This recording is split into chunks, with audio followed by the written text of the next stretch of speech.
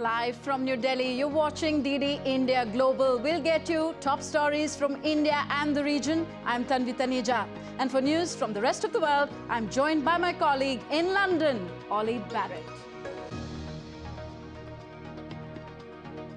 Thanks, Tanvi. Coming up in international news, we'll have an update on the Ukraine-Russia standoff, a UN warning over Niger, and a political row over the Hawaii wildfires. First, the headlines. India's lunar mission is on its final trek to the moon. Chandrayaan-3's lander Vikram has successfully separated from the propulsion module. ECOWAS leaders meet in Accra to discuss the possibility of military intervention in Niger as the junta insists on prosecuting ousted President Mohamed Bazoum for high treason. Russia's attacks on Ukrainian port infrastructure facilities have destroyed hundreds of thousands of Ukraine's grain. And for a seventh time, Russia strikes Ukraine's grain infrastructure, while the United States calls on Moscow to immediately return to the grain deal.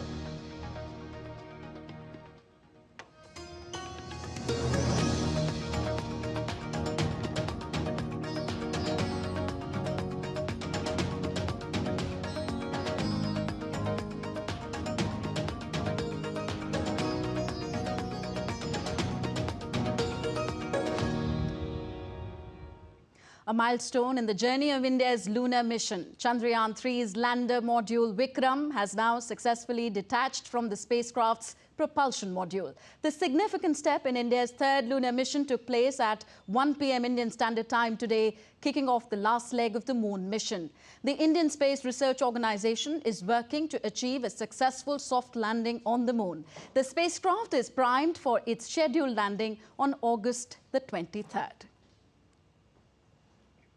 Ukraine said Russia had attacked its grain storage facilities overnight, but a container ship left the Black Sea port of Odessa on Wednesday, despite Moscow's threat.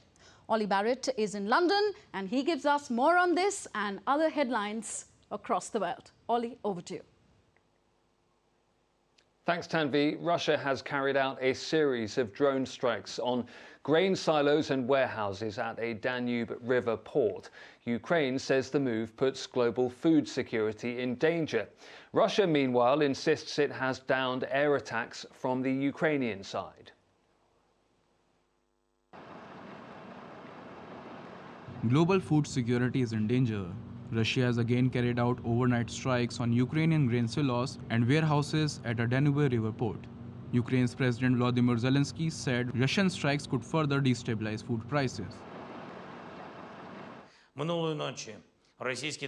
Each Russian strike against them is a blow to world food price, a blow to social and political stability in Africa and Asia. Basic things that provide a normal life to every society, it is food on the table in household. No other terrorist in the world, apart from Russia, has ever so openly and intentionally targeted the security of so many nations at once. The United States has also condemned the strikes. The State Department pointed the finger at Russia's president. Putin simply does not care about global food security. Such actions by the Kremlin negatively affect Ukrainian farmers and all those around the world who are most vulnerable to food insecurity. Russia's attacks on Ukrainian port infrastructure facilities have destroyed hundreds of thousands of Ukraine's grain bound for global markets. Russia's Ministry of Defense meanwhile said its forces have repelled multiple assaults from Ukraine. Moscow said it has shot down a Ukrainian Su-25 fighter jet in Donetsk and intercepted 4 HIMARS missiles, 2 BM-30 missiles and 26 UAVs. Meanwhile, the European Union has reallocated 135 million euros intended for programs in Russia and Belarus. The funds will instead be used to strengthen cooperation with Ukraine and Moldova. Rishabh Sharma for DD India. The United Nations has issued a stark warning over the potential escalation of food insecurity in Niger following the coup in the country. The UN says immediate action is needed to avoid a catastrophe. It's been weeks since the coup in Niger, and this has exacerbated the already dire food situation in the country. Over 3 million people are already experiencing acute levels of food insecurity. The United Nations' humanitarian agency has sounded the alarm. It's cautioning that more than 7 million individuals are classified as moderately food insecure and could even face even worse conditions to the ongoing crisis. Meanwhile, 17 soldiers have been killed following a deadly insurgent ambush approximately 60 kilometers from the capital, in a southwestern region bordering Burkina Faso. The newly elected US ambassador to Niger is set to arrive in Niamey later this week. She has her work cut out for her. We are pleased to see that Ambassador Fitzgibbons was confirmed in late July after what was a year-long confirmation process. And we do look forward to Ambassador Fitzgibbons' arrival in Niamey. Last week, the West African bloc of countries, ECOSOC, said it has a standby military force ready to restore democratic order in Niger. Bureau Report, DD India. In Hawaii, there is a political row over a decision not to sound warning sirens during last week's deadly wildfires. The search and rescue operation continues for victims and hundreds of people who are still missing.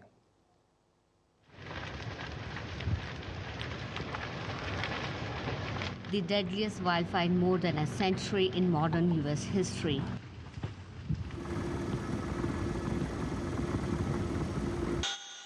The death toll continues to rise, reaching 110 on Thursday. Authorities are being blamed for the lack of early warnings that could have avoided many deaths from the disaster. All right. Hey, if anybody's still out here, it's time to go. If anybody's still out here, it's time to go. It's time to go. But Maui Emergency Management Chief on Wednesday defended the decision not to sound sirens, saying they're only used to alert people to tsunamis. Had we sounded the siren that night, we're afraid that people would have gone Malka. And if that was the case, then they would have gone into the fire. And so that is the reason why our protocol has been to use WEA and EAS. By the way, I should also note that there are no sirens Malka, or on the mountainside, where the fire was spreading down. Relief and rescue operations continue. Only 38% of the disaster area has been searched so far. The death toll is expected to rise as the search expands. That's it from me here in London. Tanvi, back to you in Delhi. Thank you, Ollie. Still to come on DD India Global. Germany's Frankfurt airport flooded after storm. Thousands of passengers stranded at the airport. Indian Hindi film Gadar 2 continues to shine at the box office.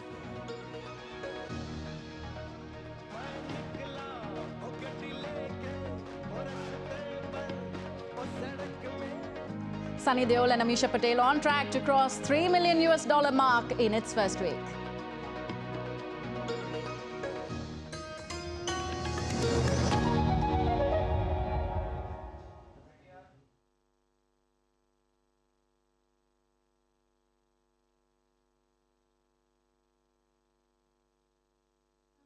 Land of breathtaking natural splendor, magnificent architecture and rich cultural heritage. From the temples of Hampi to the Mysore Palace, from the ruins of the Vijayanagar Empire to Jog Falls and Bandipur Tiger Reserve, Karnataka's diverse and vibrant landscape has much to offer to everyone. With the largest coffee growing area and production of the highest quality of sandalwood, Karnataka is a leading agricultural state of India. Dubbed the Silicon Valley of India, Bengaluru, the capital of Karnataka, is India's leading information technology exporter. The state is a global startup hub and a manufacturing center for some of the largest public sector industries in India, including Hindustan Aeronautics Limited, National Aerospace Laboratories, Bharat Heavy Electricals Limited, Bharat Earth Movers Limited.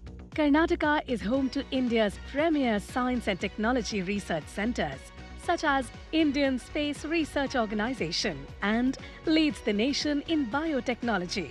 From its glorious past to a global future, Karnataka presents a perfect blend of India's diverse cultural history and modern outlook.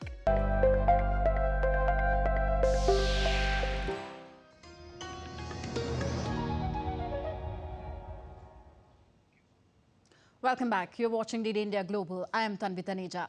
Now let's take a look at some of the stories making news around the world. Well, a major storm has caused severe flooding in Frankfurt, bringing public transport and flights to a standstill. Germany's largest airport was forced to cancel at least 90 flights, while 23 others were rerouted. Some passengers slept on camp beds, while many others spent the night at airport hotels. Evacuation orders have been issued in Canada as major wildfires approach the National Reserve. The Northwest Territories declared a state of emergency, and the Canadian military has been mobilized to help tackle the blazes. They are also moving residents to safety. Canada has endured its worst wildfire season, with more than 1,000 active fires burning across the nation. A small aircraft has crashed outside Malaysia's capital, Kuala Lumpur, killing 8 people as well as 2 motorists on the ground. Smoke and charred debris covered a highway after the explosion. The aircraft crashed after it lost contact with the traffic control tower. Next, updates from India's G20 presidency. In first of its kind, a World Health Organization Traditional Medicine Global Summit started in the Indian state of Gujarat today. The 2-day summit is set to shape the future of global health care. India's health minister met with WHO chief Tedros Adhanom Ghebreyesus on the sidelines of the G20 health ministers meeting. The key focus areas of the summit include research, innovation, digital health and biodiversity. I believe this global summit will provide a unique opportunity for us to engage in dialogue, exchange of ideas, foster collaboration and establish international partnership to advance the agenda of traditional medicine and to work together toward promoting and leveraging the potential of traditional healthier practices worldwide. India has a rich history of traditional medicine through Ayurveda. That's why WHO is committed to supporting countries to unlock the potential of traditional medicine through Global Traditional Medicine Center in Jamnagar, which I had the honor to launch with His Excellency Prime Minister Modi last year. Indian Health Minister of State Dr. Bharti Pawar has inaugurated the G20 Health Deputies meeting. She reiterated India's commitment to developing a globally inclusive approach to healthcare. The Health Minister of State added that the country is playing a leading role in embracing innovations in public health. This G20 co-branded event is focused on fostering cooperation on value-based healthcare through medical value travel and health workforce mobility as an essential component of achieving the aim of healthcare for all. In present times, the concept of health needs a holistic approach, and I would like to specifically touch upon the need for integrated medicine and the role traditional medicines can play.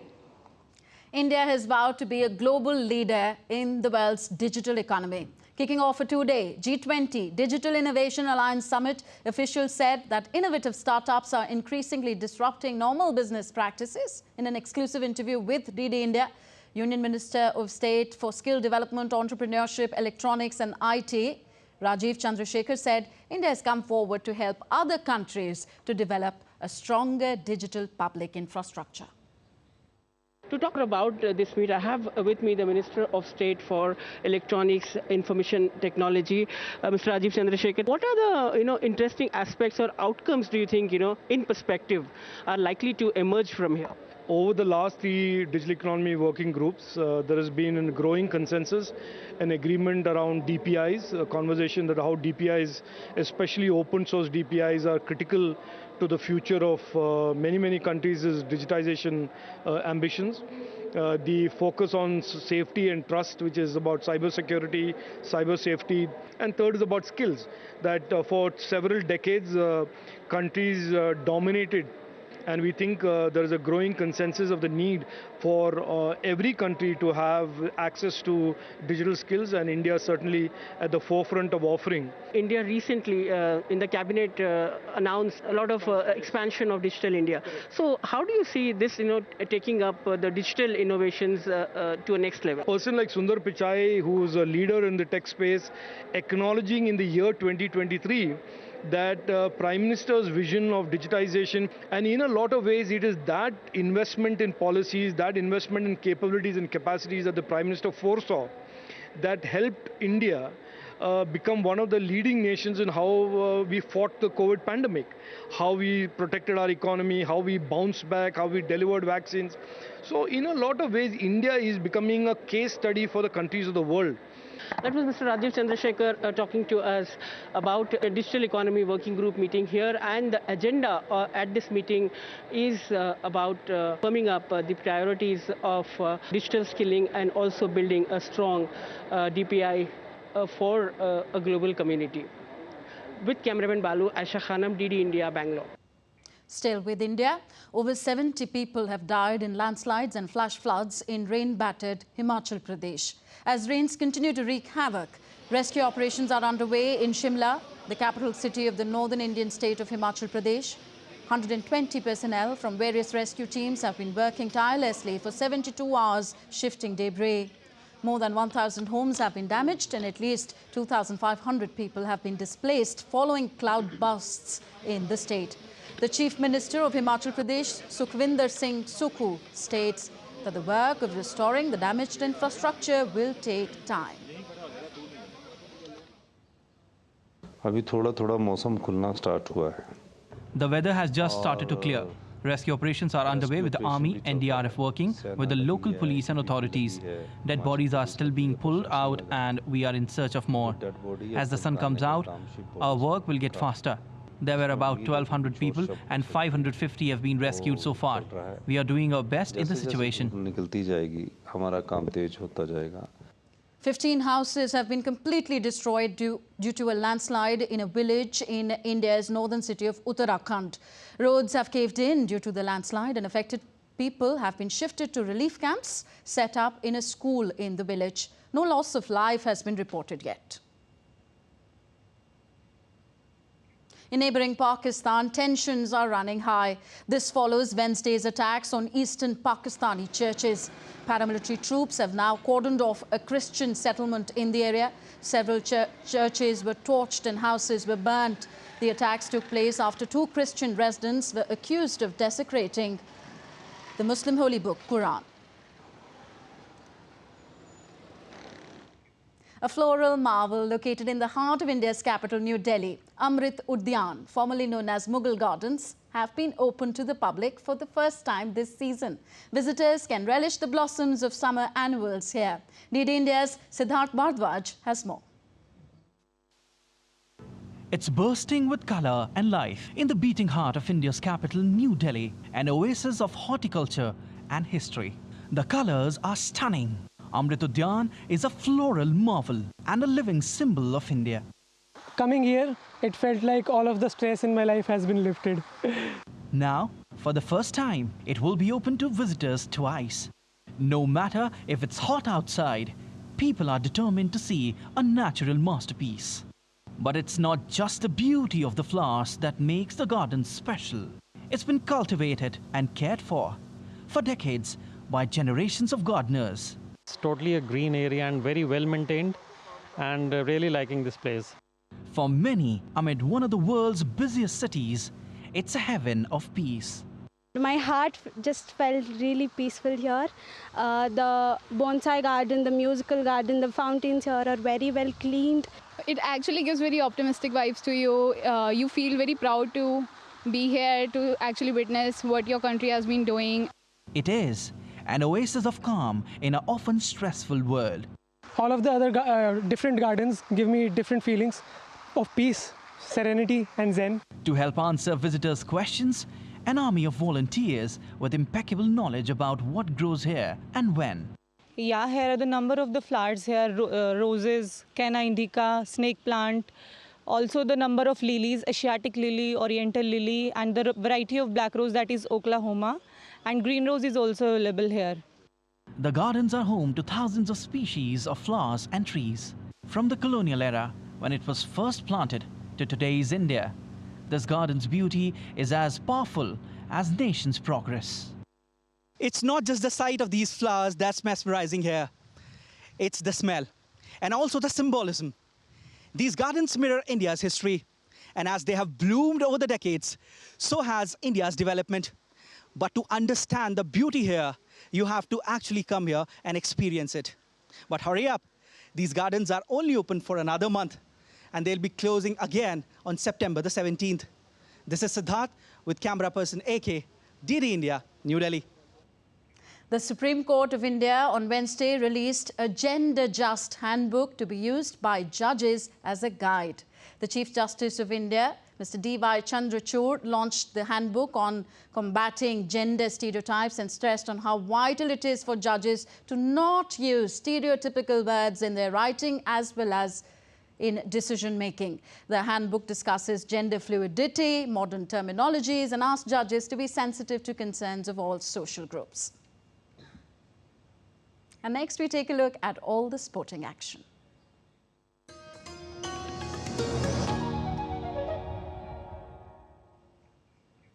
Another record for Manchester City as they beat Sevilla to lift the UEFA Super Cup. With this, City manager Pep Guardiola added yet another feather to his cap. We have a report. Man City has been declared as Super Cup winners as they beat Sevilla to lift the coveted trophy. Manchester City beat Sevilla by 5-4 on penalties after they drew 1-1 on Wednesday to script history. Pep Guardiola's Champions League winners saw their fortunes transform when Sevilla's Nemanja struck his penalty against the crossbar after 9 successful penalties.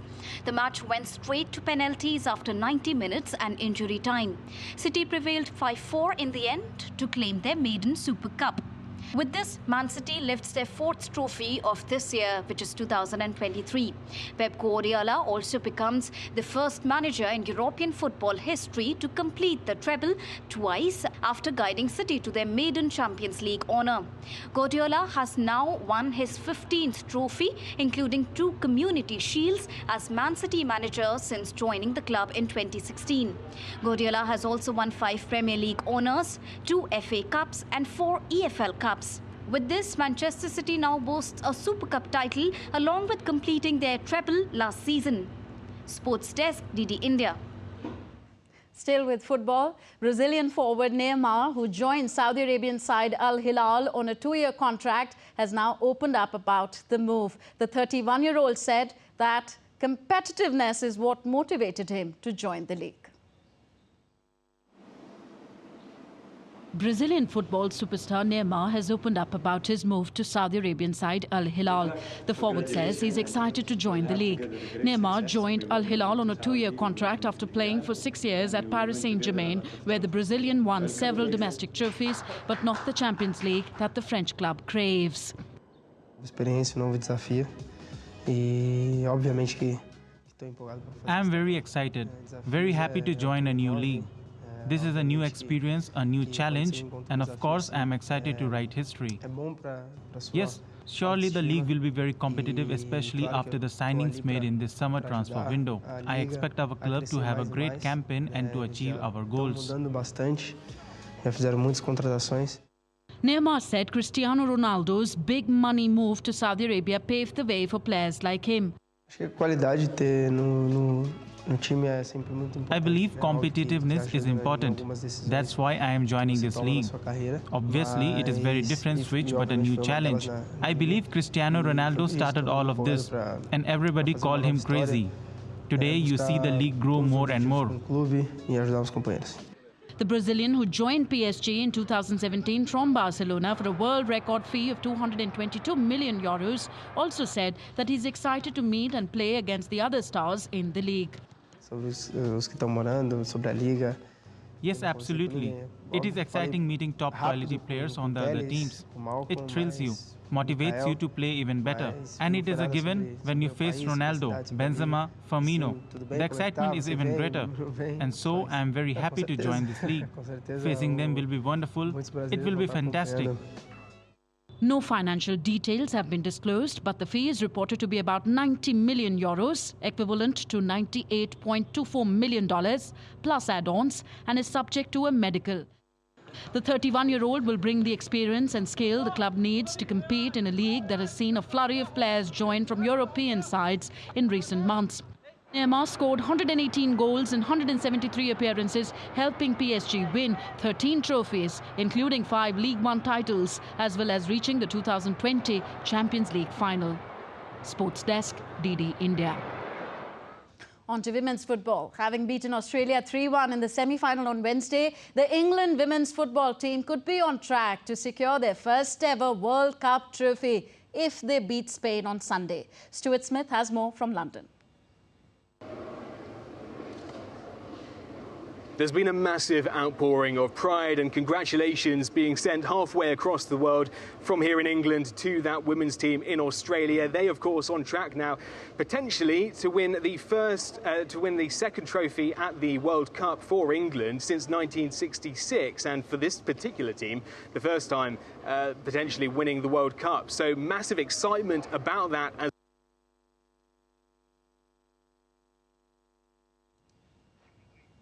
So that was Stuart Smith reporting to us from London on the ongoing FIFA Women's World Cup.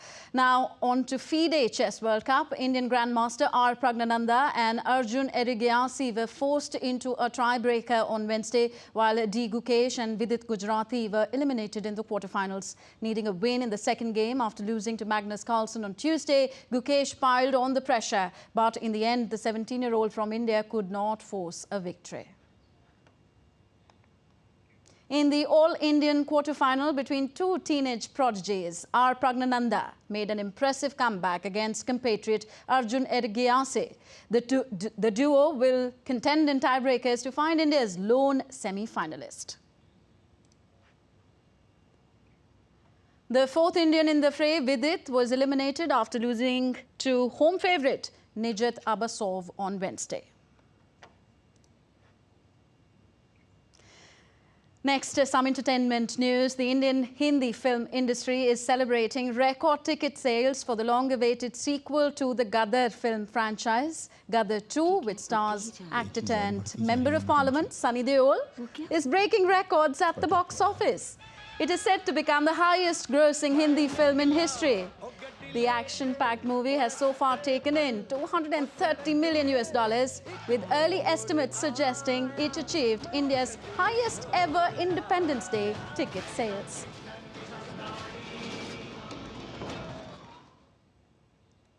So that's it in this edition of DD India Global, but do let us know your thoughts on the news of the day. You can connect with us on Facebook, X, formerly known as Twitter, and Instagram.